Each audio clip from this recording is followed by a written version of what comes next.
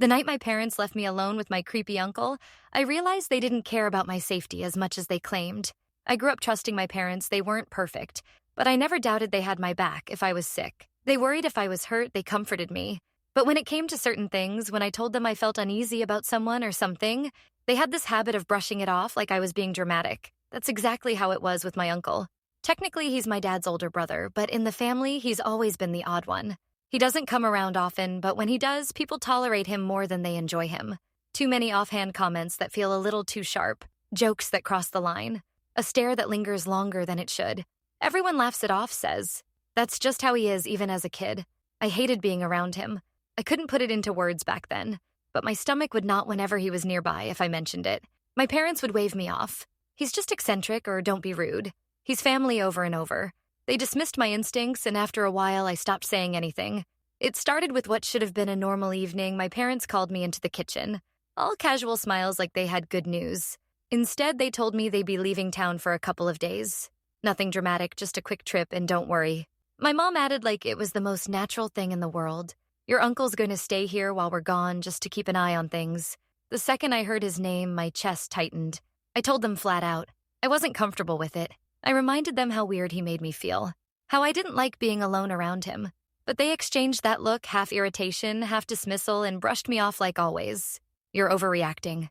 My dad said in that final conversation-ending tone, his family hell take care of you.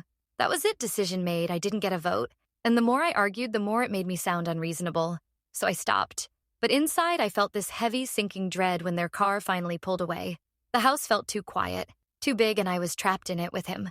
It didn't take long for him to prove my gut was right. Within the first hour, he started with his jokes.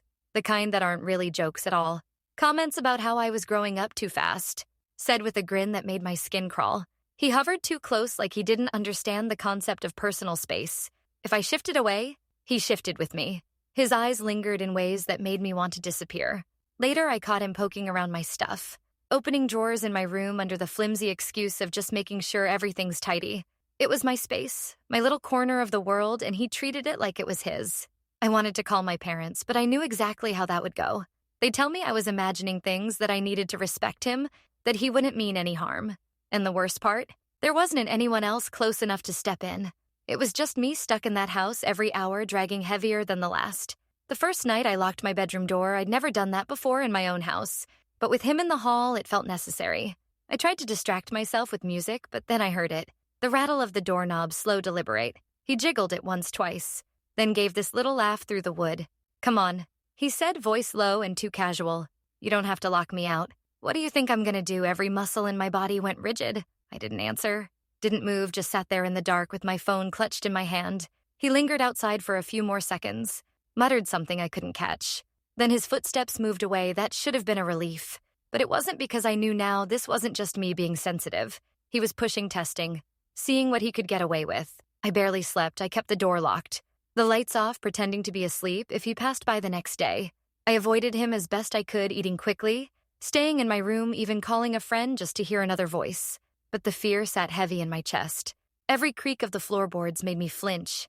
Every shadow in the hallway felt like a threat. I wasn't safe, not in my own house, and there was no one coming to back me up by the second night. I couldn't take it anymore, the way he lingered outside my room. The smirk he wore whenever I passed him in the hallway. I felt like I was suffocating in my own house. I picked up the phone and called my parents. My hands were shaking so badly I could barely hit the right buttons when my mom answered. I begged her to come home. I told her I didn't feel safe, that he was creeping around trying my door, saying things he shouldn't. She sighed. The kind of sigh that says, you're being dramatic again, sweetheart. You're fine. He wouldn't hurt you. He's just a little strange. Sometimes something in me cracked if they weren't going to take me seriously. I had to save myself. So I hung up and called my best friend instead. No hesitation, she told me to grab a bag and come over. I waited until I heard the uncle moving around in the kitchen, then slipped out the back door with my backpack. My heart was hammering the whole walk to her place, every step buzzing with panic that he'd notice I was gone when I finally reached her house and shut the door behind me. It was the first time I'd felt like I could breathe, safe but furious. Furious that my parents had left me with him, and furious that they still didn't believe me when my parents finally came back. I thought maybe they'd understand. I thought they'd see how shaken I was, how desperate I'd been to get out of the house and realize something was wrong. Instead, they brushed it off. My dad frowned like I'd embarrassed him. My mom scolded me for running away. And when I tried to explain when I told them about the doorknob rattling the comments the way he snooped through my room, they just waved it aside. He didn't mean anything by it. You're exaggerating. You've always been too sensitive about him. Those words hit harder than anything my uncle had done because he was never supposed to be the one who protected me. They were, and they'd chosen to protect their idea of family over me. For a moment, I thought maybe I really was crazy. Maybe I was just overreacting. But then my aunt, my mom's sister, pulled me aside later. She told me she believed me. She said she'd always gotten a bad feeling from him too, that I wasn't imagining it. Her voice cut through all the doubt my parents had piled on me. Finally, someone was on my side, and it made me realize something sharp and painful. Trusting your gut isn't the problem. The problem is when the people you trust the most decide not to listen. Looking back, I know I wasn't wrong.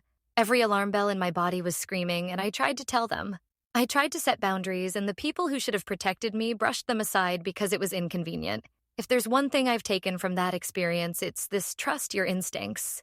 They exist for a reason, and never let anyone, family, or not, convince you to ignore them.